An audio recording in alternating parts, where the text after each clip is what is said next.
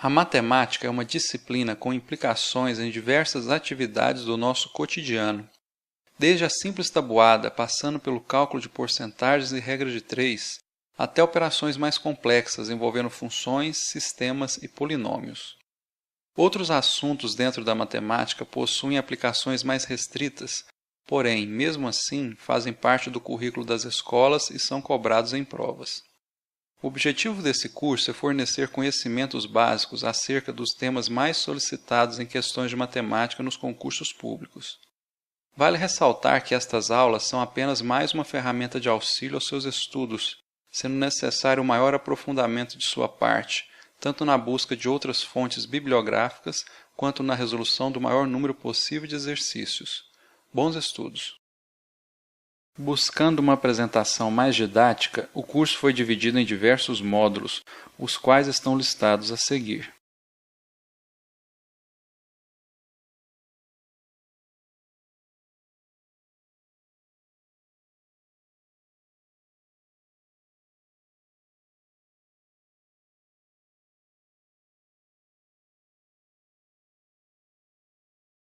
Conjuntos numéricos.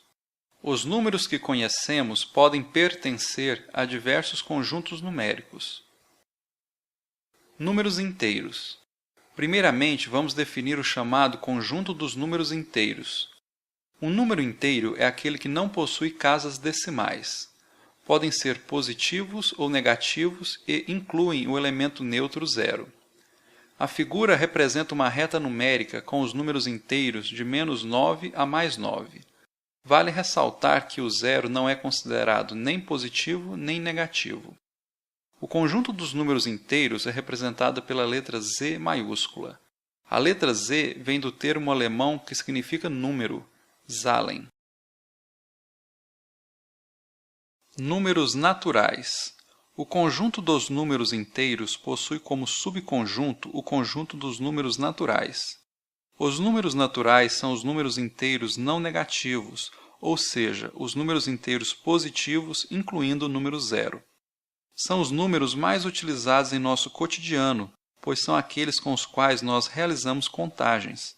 Por exemplo, quantas maçãs há na tela, quantas pessoas estão na fila, quantos dias faltam para terminar o ano, etc. Esse conjunto é representado pela letra N maiúscula. Números racionais. Conforme acabamos de ver, os números com a parte decimal não pertencem ao conjunto dos números inteiros. Desta forma, existem outros conjuntos para abrigar tais números. O primeiro deles é chamado conjunto dos números racionais. O termo racional vem de razão, que na matemática significa divisão.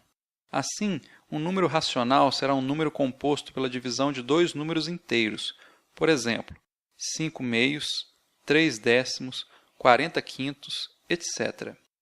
O resultado da divisão pode ser inteiro ou não. Caso seja inteiro, pertencerá ao conjunto dos números inteiros e também dos racionais. Do contrário, pertencerá apenas ao conjunto dos números racionais.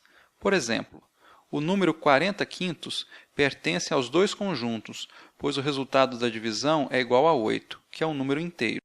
Porém, o número 5 meios não pertence ao conjunto dos números inteiros, pois o resultado da divisão é igual a 2,5. Para que um número pertença ao conjunto dos números racionais, ele não precisa estar escrito na forma de fração. Basta que possamos representá-lo por uma divisão entre dois números inteiros. Exemplos. O número 0,7 é considerado um número racional, pois podemos obtê-lo da divisão de 7 por 10. O número 1,333 reticências também é considerado racional, pois corresponde a 4 dividido por 3. O mesmo número pode ser expresso por infinitas frações equivalentes. Exemplos.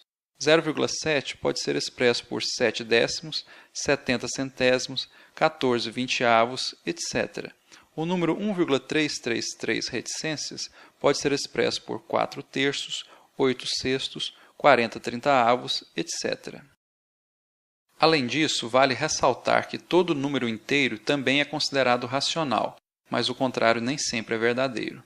Somente a título de curiosidade para aqueles que não lembram, O número na parte de cima da fração é chamado numerador e na parte de baixo de denominador.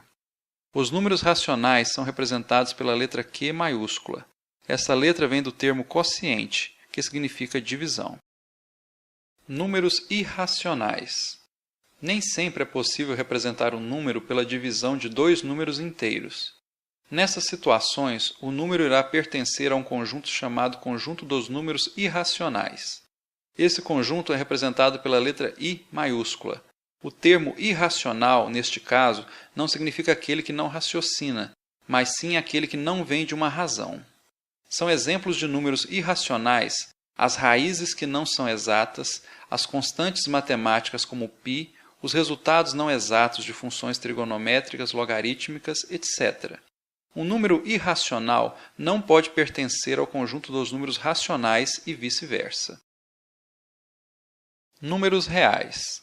Por fim, para o escopo dos concursos públicos, veremos o conjunto dos números reais. Esse conjunto é representado pela letra R maiúscula e abriga todos os elementos dos conjuntos anteriores. Existe ainda o conjunto dos números complexos, mas estes não são cobrados em concursos públicos como matéria de conhecimento geral. Assim, de forma prática, podemos considerar que todos os números que trabalhamos em nosso dia a dia pertençam ao conjunto dos números reais.